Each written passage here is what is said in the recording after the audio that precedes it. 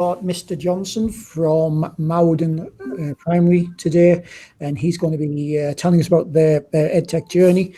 Mowden's a school that we've worked really closely with through the EdTech Demonstrator Schools and Colleges program, and they're one of our schools that we are sending other schools to connect to because of the progress that they're making with Google Classroom. They're not particularly flying ahead and doing great and wonderful things yet, but I know that in the future, and I'm setting you up now, I know that in the future they will be, because their planning and their deliberate practice is leading to some really good results so far. So I'll hand over now to Mr. Johnson, and he will take it ahead. If there's any questions, please pop those in the chat. And don't forget that we're using the hashtag DCEdTechFest on Twitter. So if you'd like to put something on there, even if it's just to say that you're attending the session, that would be great. So without any further ado, it's over to you. Thank you. Thanks, Wayne. And what I'm going to do is I'm going to start by presenting my screen in the hope that it goes right. I am aware that when I start presenting my screen, I won't be able to see myself all of a sudden. So Wayne, just chime in if all of a sudden my screen doesn't appear or anything like that. So thank you to everybody who has joined this this presentation. It's a great start hearing from Wayne that he's right. We are not flying and doing amazing whizzy things yet, but hopefully we will do. Wayne asked me a few weeks ago if I would mind talking at this kind of EdTech festival. And as I realised at 47, I'm possibly past Glastonbury as a festival I would love to play at. Maybe this was going to be the next best thing. So I'm going to start off by just talking a little bit about, well, I'll just talk about me to begin with, a subject that I particularly enjoy talking about. I've been teaching for 25 years now, and I can honestly say, as I'm sure lots of you will agree, this term has probably been the strangest one so far. 25 years, it means 150, I think this is the 151st half term I've done, and it's definitely the strangest so far. I've done a number of different roles in primary schools in my career. I've been various different coordinators, from art coordinator to PE to maths. I've done a number of different senior leader roles, middle leader roles as well. And that's culminated in me being the deputy head at Mowden, where I've been for the last 15 years. And when I see it down on paper like that, it seems like an awful long time. But the fact of the matter is, for 15 years, I've enjoyed the job that I'm doing. It's been varied. There's been lots to get my teeth into, hence the fact I'm still here. And hopefully they still want me. One job that you won't see next to my name at any stage is that I've never been the IT coordinator. And I tell you that because if you have come to listen to me talk this afternoon expecting to hear from some super wizzo technician who knows all about IT and is doing all these amazing things, then unfortunately you've come to the wrong place. That is not me. However, I am scrappy. I'm prepared to roll my sleeves up and get stuck into things and enjoy learning new things myself all the time. So what I have learned is what I'm going to talk about. And I just hope that there are a few snippets in there, a few nuggets that you will learn that will help you in your own practice as I go through. And if there aren't any, then I'm guessing when I come out of this presentation, I'll see that there's nobody left on the screen. So anyway, that's a bit about me. So first off, how do we envisage using Google Classroom at Mowden? Well, obviously, if we go down to some other lockdown, some greater national or local lockdown, or even if we have bubbles, full classes where they're going off self-isolating, we will use Google Classroom to deliver our remote learning. And the plan will be that there will be some aspect of daily live session. So the teacher will meet with the children, invite them to come and do some learning. We will do a number of recorded sessions, and I'll talk a bit about what might be the benefits of doing recorded sessions as opposed to live sessions as I talk through this. It will give us the opportunity using Google Classroom to give feedback to children, and let them know how they're doing and comment on things like writing and so on. And we'll also use it to do self-marking, because we want to try and make sure we're not creating too much workload for the teachers in what are ultimately tricky times when you're at home self-isolating. Now, if we don't go into any further lockdown, and we are fortunate not to have any bubbles that need to self-isolate, we will use it anyway. So the fact that we're setting up Google Classroom and have put quite a lot of time and effort into doing so won't be wasted, because we will actually use it for homework regardless. After half term, it's our intention that all children will start receiving a couple of pieces of homework a week, just, you know, fairly simple stuff, basic maths and English, grammar work, bit of reading, that kind of stuff. Teachers will send that work via Google Classroom, as opposed to the other more traditional methods that we may have used in the past. So however we carry on through this current pandemic that we're in, we do feel that Google Classroom is something that we're going to be making good use of as we go forward. So if I go right back to the very beginning, or certainly when lockdown began, the first lockdown back in March or April, or whenever it was, it seems like an awful long time ago now, we kind of sensed it coming, as many people did, and so sent children home before the lockdown started with exercise books, because we knew that we would be in lockdown probably for a few weeks, and we wanted to send work home for them on a daily basis. Now, it turned out to be a lot longer than a few weeks, so we were pleased that we'd got kind of things in place right from the very start.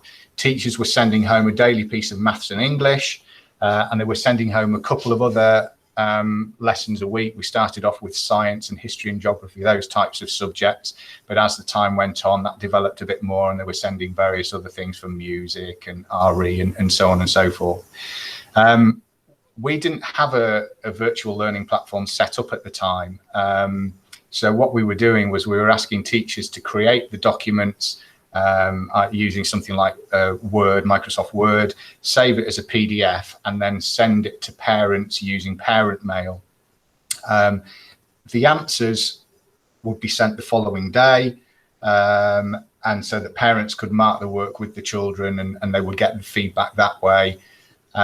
Teachers were really creative in terms of how to instruct children of what to do. They kept all of the work fairly basic. It didn't take too long to do. It's kind of 20 minutes, half an hour.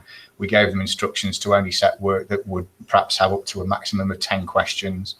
And then myself and the other deputy head, Lisa Bainbridge, she and I sent a weekly email as well with some other work like PSHE, focusing on kind of mental well-being and physical exercise. We sent those to all of the children in our federation, in our academy. And we also did virtual assemblies. Again, I'm imagining there's quite a few of you have had a go at things like that. So myself and the other deputy and the head teacher, we recorded a virtual assembly every week. So that's what it looked like when we first went into lockdown. And what were the pluses and negatives of that? Well, the pros were that children were getting daily work sent home. So we know from feedback from parents that it was good that they were getting it because they were able to put some kind of structured timetable together at home. We know that some of the children were getting dressed in their school uniform to make it feel like a school day. It was accessible to the vast majority of children. We kind of pitched it in the middle. Rather than sending home several different layers of differentiation, we were trying to focus on work that the children had perhaps done before and they were practicing. There was nice variety, and again, it was another really good example of teachers being creative and thinking slightly outside the box, doing something that they'd not done before, but they rose to the challenge. And we got some really good comments from parents that they appreciated the work that they were getting sent. The negatives to it, because there were so many worksheets going home every day, it was quite a burden on the admin team. We had 7 people on our admin team from the business manager down, and everybody was involved in sending home work to different year groups. And that was quite a task. The books, obviously, we sent the books home, or we sent our book home with each child at the start, thinking that they could use that, but we didn't know how long it was going to last for, and books were filled very quickly. So we were getting comments from parents that they'd run out of paper, what should they do, and so on. We know that children were not getting much feedback from the teachers as a result of it being through worksheet that was then marked at home. And there was also a lack of face-to-face communication between the teacher and the class. So those were the negatives of what we were doing. But overall, I think as a school, we felt that we'd done a good job. We felt happy with the remote learning that had taken place during the lockdown. So throughout this presentation, what I hope to do is just talk about the things that we did, but then also the kind of things that we learned as part of the process. So virtual assemblies, what did I learn doing those? Well, I learned that I was just as nervous doing the virtual assemblies as I imagined the teachers were at the prospect of doing a virtual kind of lesson. There was a bit of reluctance from some people about being on screen and talking as I am doing now. And I have to be honest, I was one of those people too. It filled me with dread, the idea of doing something like that. So what did I learn? Well, I learned that the presenters that we see on television, even the ones who I would consider substandard presenters in the past, are actually doing a really, really good job and are very skilled, and Ant and Dec are probably worth every penny that they get, because my first attempt at doing an online assembly took me forever to do. I was incredibly nervous. It resulted in me, I won't go into the detail of what I actually did for the assembly, but it resulted in me having to cut up a chocolate cake at the end. And I was so nervous that my hand was shaking, and I was fortunate not to cause myself a serious injury. It's also a fact that actually doing that first assembly, it took 16 takes to record the first actual part of it. And the first part was just saying good morning and hello to everyone. And that's how nervous I was. I'm just aware that my light has just switched out, so I'll just switch that back on. The lights are timed to go off if there's inactivity for any length of time, and I'm sure it's just a ruse to check that I'm not falling asleep.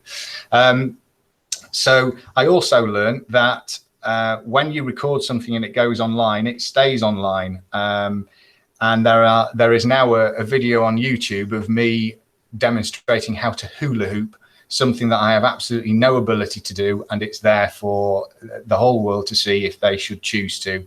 And what I learned about that is that you just have to get over it. There are times when you do things as a teacher. I would stand up and hula hoop in front of an assembly full of 300 plus children and not think twice about it. So I needed to get over the fact that sometimes we record things and you know, it doesn't really matter if you make a bit of a fool of yourself.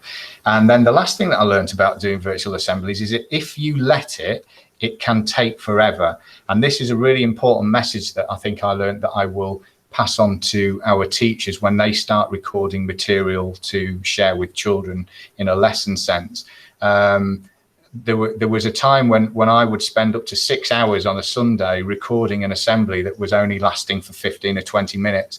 Part of the reason for that was because I discovered the movie making features on iMovie, and hence the fact that I had these Star Wars titles at the start and had various different music and explosions and so on. But if you let it, it can take an awful long time to record things, and you shouldn't do that. Doing it in one take, if you make mistakes, it doesn't matter. That's what life's about. So those are the things that I learned from doing virtual assemblies, and some of the things that I'll pass on to staff.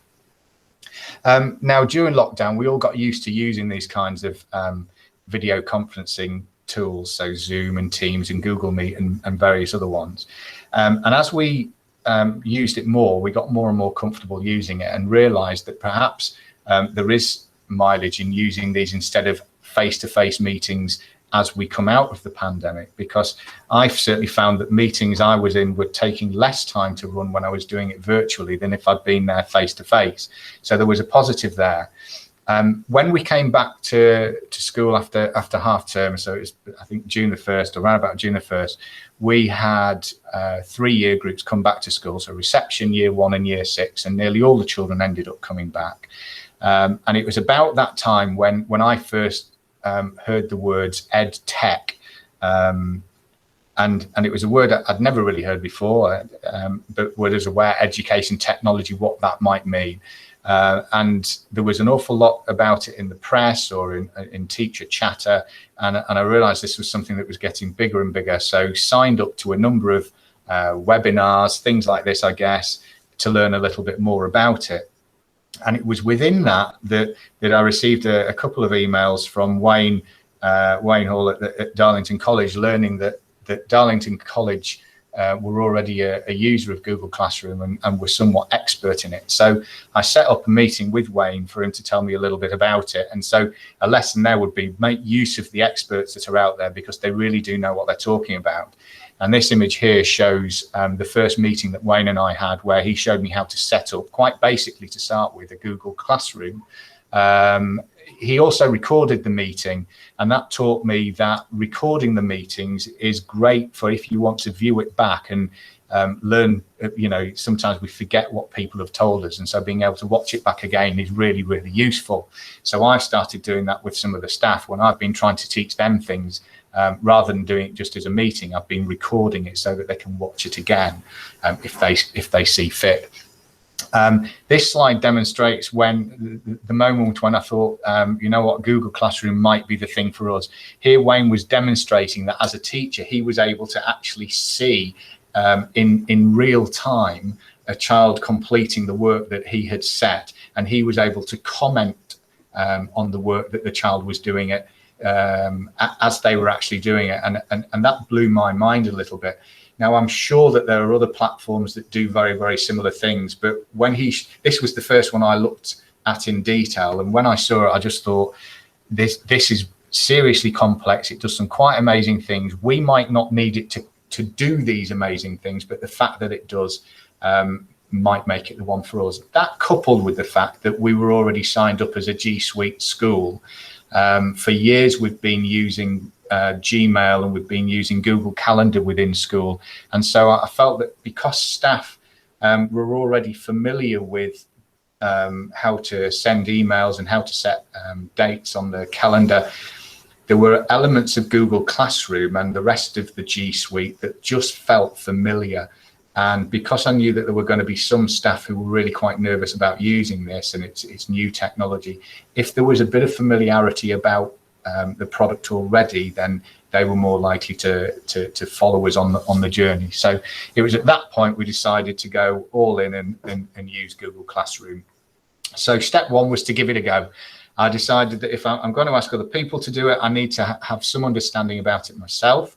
So I decided I was going to host a Google Meet, first of all, with a class of children who were still in lockdown. So there were Year 5 children, a class who I knew fairly well, and I decided I was going to do it with half the class, because at the time on Google Meet, you could only see 16 people on the screen at any one time. Now, I know that you can see more than that now, but I believe at the time it was only 16.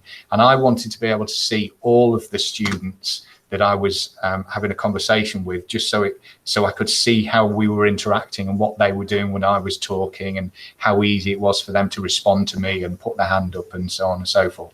So I sent out a letter to or an email to parents of the children in that class, encouraging them quickly to sign up to be one of the 16 children to come and have a meeting with me, Mr. Johnson, one morning when I was at school.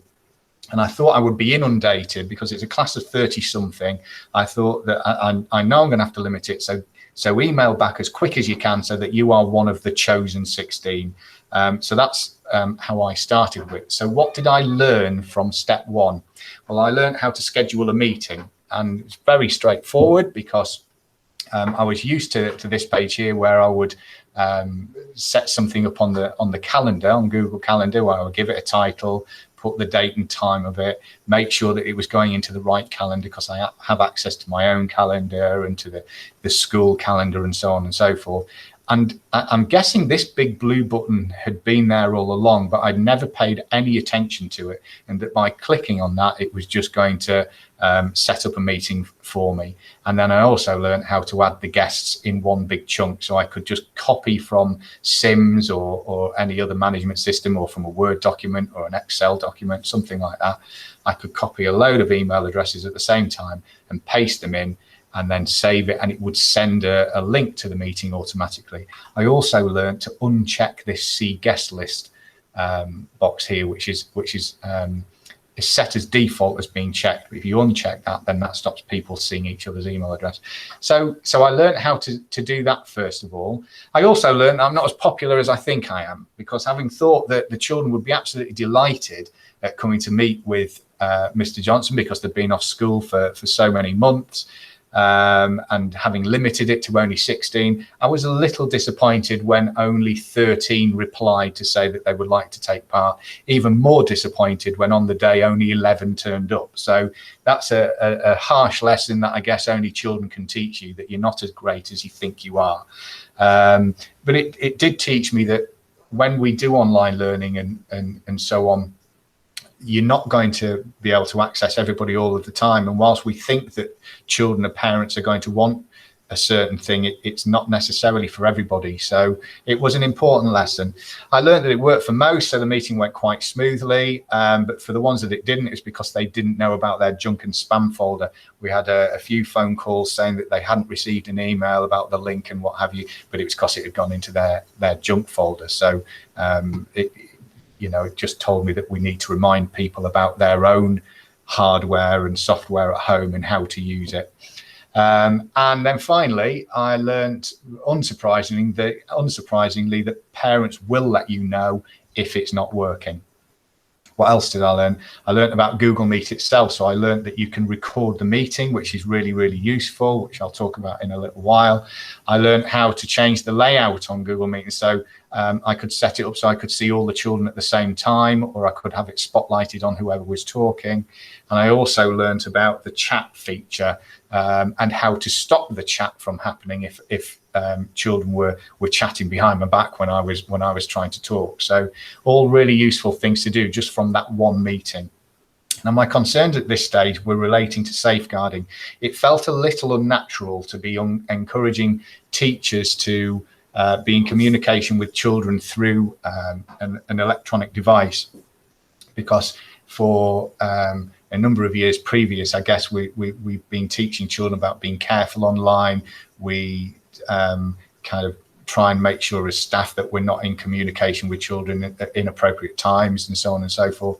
But I realized, again, through conversations with Wayne, that this technology is here to stay. And it's not about limiting children's access to stuff like this. It's about teaching them about it and how to be safe online, and also educating the staff about what to do. So we came up with a list of things that the children need to abide by if they're going to be in an online meeting with their teacher. And it looks a little bit like this. And I won't read them all to you, but you can see that it's just things about the child being ready, up and dressed, appropriately ready for a lesson to take place, just as you would expect them to be in a classroom. We also came up with a list of things that staff need to follow. Again, it's very similar about just being ready, because I know that there were some staff who were slightly concerned about doing something from home where they were kind of allowing children to see into their home, and it felt a little bit that it was impinging maybe on their privacy. However, there is an option on Google Meet where you can blur the background, so you only see the person themselves. But more importantly than that, it's important that staff think about what's behind them. So if you make sure that there's nothing behind you that's inappropriate, so you remove your copy of the Kama Sutra and the picture of you in your swimming trunks on a holiday, then you've got nothing to worry about. So it's just as long as you've got that plain background behind you, then there's nothing to be concerned about. I was a little bit worried about teachers being too contactable. So was this going to result in children and parents constantly bombarding people with or teachers with emails and so on? And I'll come on to that a bit, because I have figured out a way with Wayne's help of stopping that from happening. And also to help staff, twofold really. We created dummy accounts so that any of the senior leaders can dip into any of the Google Classrooms that teachers set up at any time, because we insist that if you set up your classroom, you invite another teacher into it so that they can see what's going on. They get access to the same kind of emails sent from children.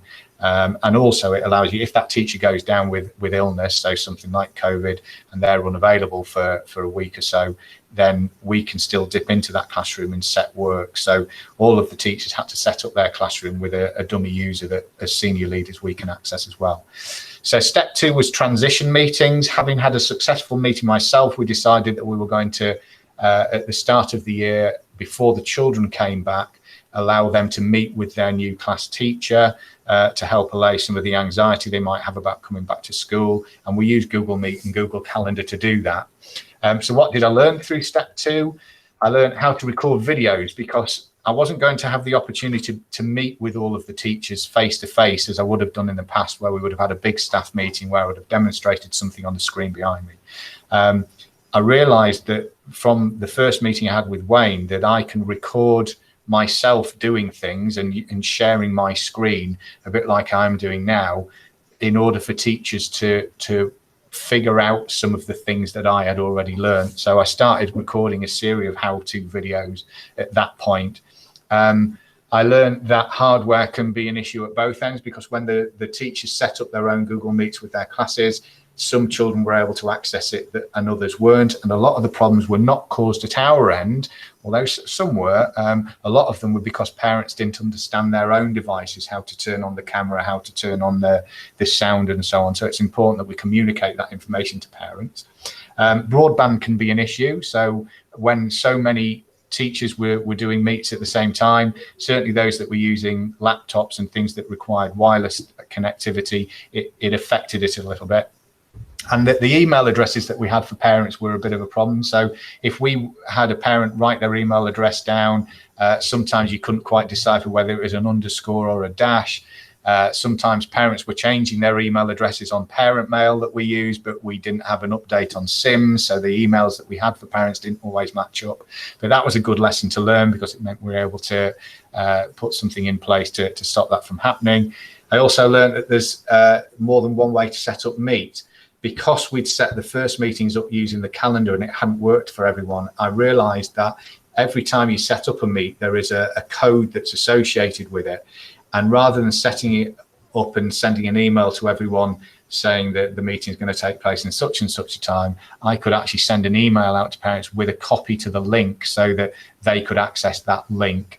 And so for those parents who missed the opportunity with our first meetings because things had gone wrong, I set up just an open meeting for anybody to dip into whenever they wanted, just so it was just another way of doing things. I learned that teachers, once they'd had a go at it, felt much more comfortable about the process. I had a lot of positive feedback from teachers saying, you know what, although we were a bit nervous about doing the meetings, it was okay. It was nice to see the children. They seemed to enjoy it. So we just kind of dipped our toes in the water at that point. It was apparent that it would be much better if everybody had got access to a G Suite account. So if they'd got a Gmail account and Google Calendar and so on, it would have, some of the problems that we had with email addresses and people not being able to access Google and so on wouldn't have been a problem. So knowing that, that shouldn't be a problem in the future, because we have got children all set up with Google accounts now. And as with step 1, parents will let you know if it's not working. So what did we decide to do as step 3? What was next?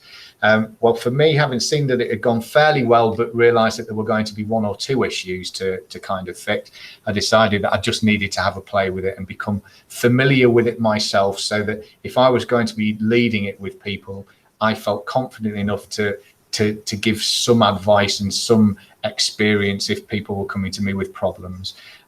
So I would set up a number of demo classrooms so that I could play with it. I also asked our IT department to set up some dummy students so that I could ask them into my demo classrooms and then go from my teacher account into a child account to see what it looked like from a child's point of view. What were they getting when I was posting something online, when I was putting something in the classroom? I involved other staff as well. Not everybody. I picked a handful of key staff, some who were confident with technology, others who weren't, because I wanted to get a viewpoint of both. And that was a really good thing to do, because it teaches that they go away and try their very best to learn how to do things, and we're picking up things about Google Classroom that I wasn't picking up.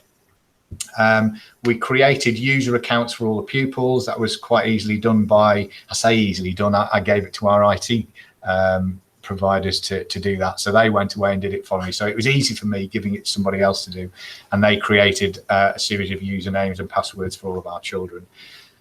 So step 3, what did I learn? Well, teachers are great at figuring things out. The teachers that I picked, whether they were great at technology or not, we're very fortunate that our staff are really dedicated. They're really keen, like an awful lot of teachers are, to do the very best for the children. So they realised that if this was something that they were going to have to do with children and use to help promote their education, then they were going to put the time in to figure out how it works and how it works best for them and for their class. I learned that G Suite is fab. It's great. There's so much that it can do. There's so much more that it can do that I don't yet know about. However, it's not going to do everything that you want, and there will be things that it doesn't do that infuriates you at times. Every now and again, I'll come across something where I think, well, why can't it do that? And I guess it's because these things are in development all the time. A little bit like how initially it was set up so that you could only see 16 people on the screen. They've changed it so you can see more than that now. These products are evolving all the time. So if you get frustrated with it, it's just one of those things. But some of the things that I found fab were not necessarily to do with Google Classroom, but things that link with the classroom. So Google Docs, for example, which I'd never really used before as a word processor, but was delighted to see that it looked very, very similar to Word, which I had become familiar with. So I was quite competent in using that quite quickly. But it does have some features that I really like about it that I hadn't used in Word. So, for example, the ability to share things with other members of staff meant that I saw as a teacher that could be quite useful, because instead of having to email Word documents to each other for one person to download and save it and then resend it and so on, teachers were able to share documents with one another and edit them in kind of real time, and then it would save automatically. So I felt that it could be something that could be help with workload. It also has a rather fab feature, which again is probably on Word. I've just never found it before, where you can voice type, so you can dictate into Google Docs, which I thought would be useful when you're writing reports at the end of the year if you're not a particularly quick typer. Google Drive's pretty great as well. It's a massive online storage facility where you keep all of your documents. You probably all know that already, but I learned how to create my own folders just by clicking new. You can create folders, which allows you to then start organizing all your documents. Google Classroom itself, I learned that there are several different assignments or ways of setting work for the children. The two that I felt initially that we would use the most were the assignment and the quiz assignment, although I have realized subsequently that the question is something I'll talk about in a moment, but is another great way of setting work. So the assignment itself, it's very straightforward. You just put a title in for the work and then give instructions to the children. And my advice to staff at this point is to make sure that the instructions that you give are really, really clear, because you've got to remember that you're not going to be there to answer the questions of the children, and children always have many questions. So it's really important that you make it very clear. You can add all sorts of links, so you can add different documents, links to YouTube, pictures, PDFs, you name it, you can add it. You can set who it's going to, so instead of sending it to all students, you might send it to just certain individuals. That helps with things like differentiation. There's a grading system. We normally have it as ungraded, or certainly to start off with, we'll have it as ungraded, but you can score children. And then obviously you set the date and time and when it's going to be in, and so on. The quiz assignments are a really good one. It uses something called Google Forms, and Google Forms allows you to set up basically a questionnaire which gives you an option of having short answers, long answers, or multiple choice answers. And the beauty of using Google Forms is that you can set it up with an answer key at the end so that it marks the work for the children. And again, if teachers are going to be using this, it's the little wins like that where I can go and say to staff, well, if you do it like this, it actually marks the work for the children. That's something that I think many teachers would really appreciate. So step 4 was to set up the classrooms. So I recorded again a series of videos to show teachers how to set the classrooms up, a little bit like Wayne had done with me at the start. But I wanted all teachers to set their classroom up to look a very, very similar way, because we do have some staff who are real wizzos with technology and others who are not quite so sure. And to begin with, I didn't want some children having access to a classroom that was really amazing, and then other children having access to a classroom that was not so great, because I didn't think that would be great for the children, but also didn't want parents to think, oh, well, that teacher's better than another, and so on, because that's not always the case. It's just because you're fab at IT doesn't mean that you're a great teacher. So we decided that we were going to set it up so that all of the classrooms look similar. So I recorded a video asking teachers to set that up in the same manner. I showed them how to set up folders. So we would have an English and a maths folder, because I think those are the two subjects that we will use it for the most. And then we would just have another folder for other subjects. And then I showed them how to set the assignments. And I've put this screenshot here because I realized that something that's really important, if you want children to be able to access a Google document or a worksheet and complete it themselves, you needed to set it so that it was available. So it says make a copy for each student. Each student needs access to that document if you want them to complete it independently. So I wanted teachers to know just some of those basic features to begin with. I tried to go at it from a fairly softly approach. We've not gone like a bull in a china shop at it, trying to do everything all at once. We've gone with very little steps, like just setting up the classroom, and then the following week creating folders and so on and so forth. And that seems to have worked. People seem to be on board at this stage. Step 5 is something that I thought, I'll just turn the light back on again. Step 5 is something that, again, I thought was important to do, because I wanted teachers to get some experience of what it's like recording yourself, and then also showing it to the children so that they could see how children responded to their instructions when they weren't there. So we set the task to teachers of planning and then recording a lesson that another teacher was then going to play back to their class and observe the children and see how they got on with it, see whether or not they struggled. So we set some parameters that it either had to be maths or English, that your recording should be about 10 minutes long, so about 10 or 15 minutes of recorded time, and then a task for the children to do that you could imagine them doing electronically if they all had access to laptops in the classroom, although they had to do it in paper for this particular exercise. So in order to help with that, again, another series of videos I recorded. The first one was showing them how to record their voice onto a PowerPoint tool, so that if they didn't want to appear themselves, they could record onto PowerPoint, and that would talk children through things. I showed them how to share their screen, so they could have something like a smart notebook, which is a piece of software that we use in school. They could bring that up on their screen and point to things, and the children would see it as they were talking about it. And I also showed them how they can use Google Meet to record themselves with something like a whiteboard behind them in a much more kind of traditional teaching sense. So having set the task and showed them how to do a few different recordings, they then went away to do that. So what did I learn during step 5?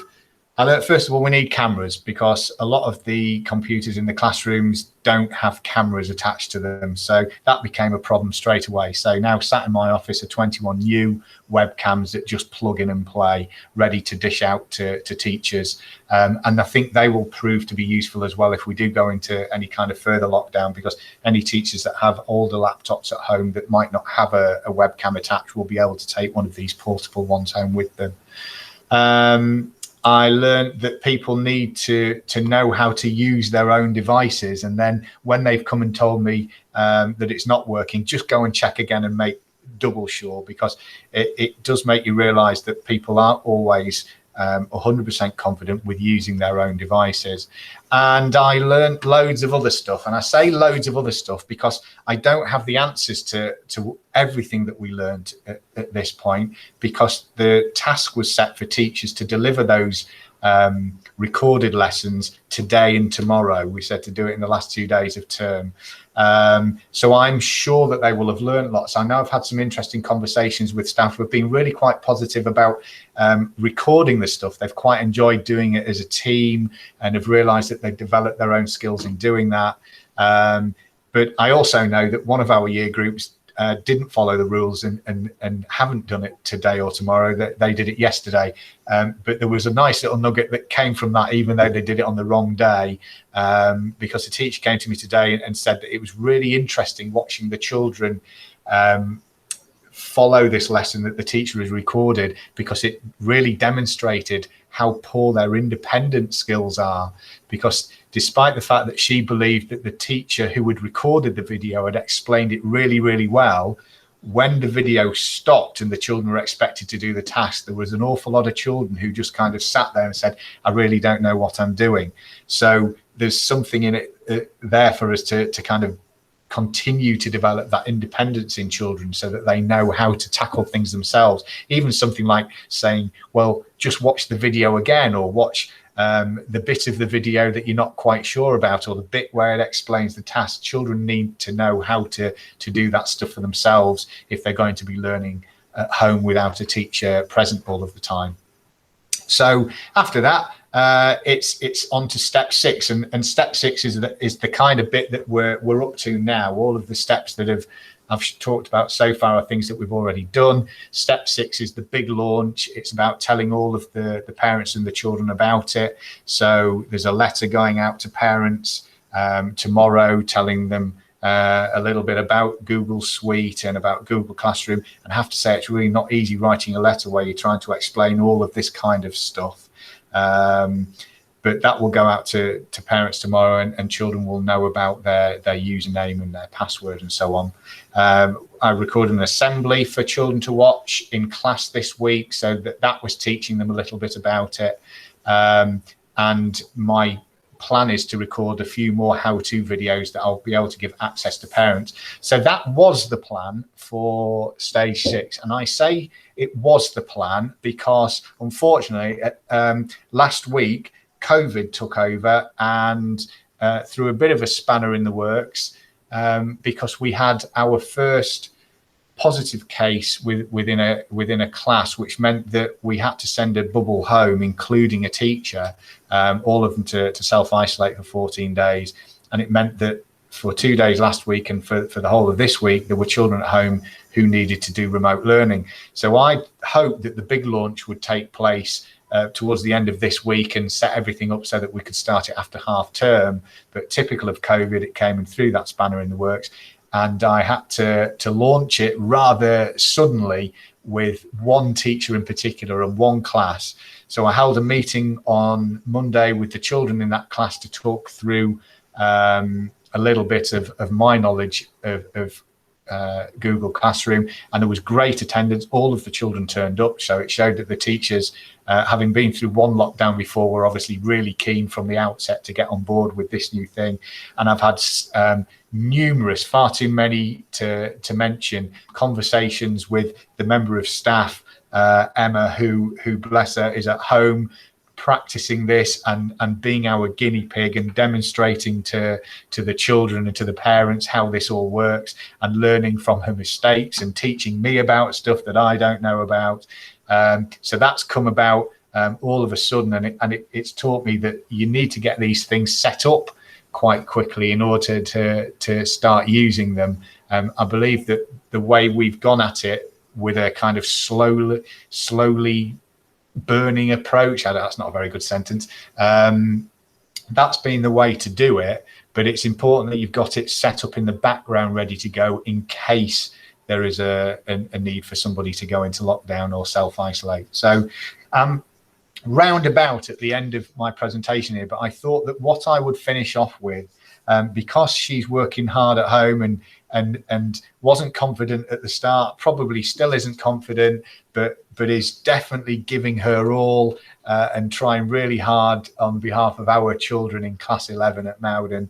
I'm going to finish off with Mrs. Lamont's Google Classroom top tips, because she's learned an awful lot of stuff from using it practically with a group of children over the course of the last few days. So Here they are. The first one, she says, is you pre-record everything. And I've just copied these directly from a document that she sent to me. So I've assumed that the more exclamation marks she puts in, the more she thinks it's important that you do it. So she says pre-record everything. And along with her notes, it says you cannot rely on internet connections and everyone in the meeting understanding and remembering what you are showing them live. If you don't, you may find yourself doing this again afterwards as you get lots of messages and questions emailed from parents and children following the meeting saying that they can't remember what to do. So if you've pre-recorded things, or if you record the live lesson that you do, you can then post that online for children to watch again if they're not quite sure. Next one, create worksheets via Google Documents if you can. She says this is easier for the children to edit and to return to you, plus it's easier for you to manage. Maths is tricky to do online. So she says, for example, column addition and subtraction are not easy to make or edit on Google Docs. You can use a spreadsheet function to do it more easily. But if you can create maths quizzes that can mark themselves using Google Forms, that's something that I mentioned earlier. This keeps marking to a minimum. It's not always possible, so record a session with questions and instruct them to pause and answer as they go along. At the end, give them the answers so that they can mark it themselves. So the example I gave where I was recording myself with a whiteboard behind was with reference to maths. I don't think it's always easy to demonstrate things on a PowerPoint or on a smart doc if you're doing maths, and sometimes actually just doing sums physically is the way to do it. Make a copy for each student. If you forget, you'll get thousands of emails asking for access to the document, which you have to open and give permission to for each one. I know that was something she struggled with the first assignment that she posted, that rather than setting up for each child to have access to a copy of their own, they all had access to just one copy and were editing each other's work, and it just got a bit chaotic. So there was a good lesson for her there. Have a cutoff point. What she means by that is she realized that you get notified when a child hands work in, and if you go to mark it straight away, you can be checking constantly when work is handed in, including when it's submitted after the event. So sometimes they hand work in even if it's past the deadline, and so she thinks that it's a really good idea to set yourself a period of time after your normal work day, so after the children would have gone home, for example, like you would do in a classroom, where you will mark the work for an hour or an hour and a half, and then you just leave it, because that stops you constantly going and checking to see if anybody else has handed work in and having to then work through the evening.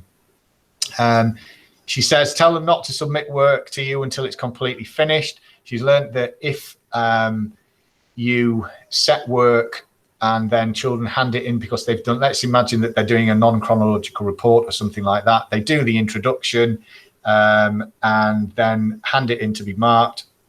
She then has to give them access to it again, which was a bit of a chew. So she says that the easiest thing to do is actually to just let them complete the whole piece of work and not hand it in until it's finished.